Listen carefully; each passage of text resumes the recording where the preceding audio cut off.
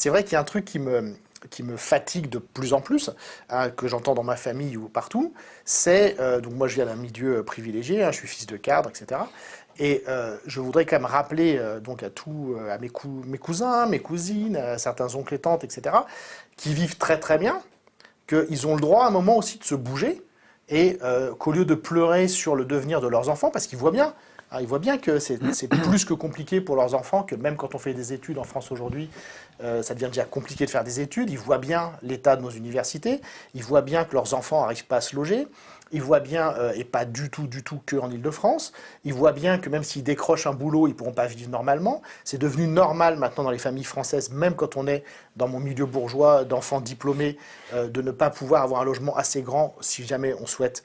produire d'autres êtres humains, on n'a plus la place pour le faire. Enfin, on en arrive à des choix qui sont absurdes pour des gens qui sont diplômés dans un pays riche. Et ce qui ne va pas quand même, c'est que donc les parents ou les grands-parents de ces jeunes gens, ils vont bien, et parce qu'on est en France, en fait, ils ont beaucoup de temps libre. Ils ont beaucoup de temps libre. Et donc il y a toute une génération, ou peut-être deux générations, il y a peut-être un moment, il va falloir se poser la question de est-ce qu'on passe longtemps à préparer son prochain week-end au ski, son prochain week-end de plongée, ses prochaines vacances à l'étranger, ou juste est-ce qu'à un moment, ces gens-là qui n'ont rien fait pour avoir tout ce qu'ils ont, hein, tous ces gens-là qui n'ont jamais manifesté, qui ont, comme j'en connais, des cadres, les 9 semaines de congés payés par an, qui ont malgré tout la Sécu pour la santé, qui n'ont rien fait pour tout ça, éventuellement peut-être un petit bulletin tous les 5 ans, un petit peu à gauche, etc. au maximum. Est-ce que ces gens-là, ils ne peuvent pas à un moment se dire, je vois que tout ça est en train de disparaître, mais je suis quand même encore dans une démocratie, j'ai plein de temps libre, j'ai de l'argent,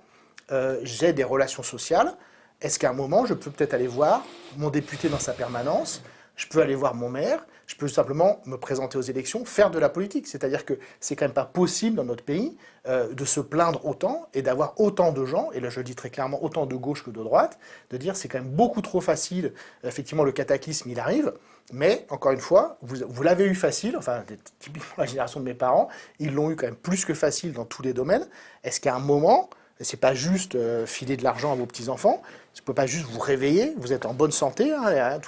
tous les gens de 70 ans qui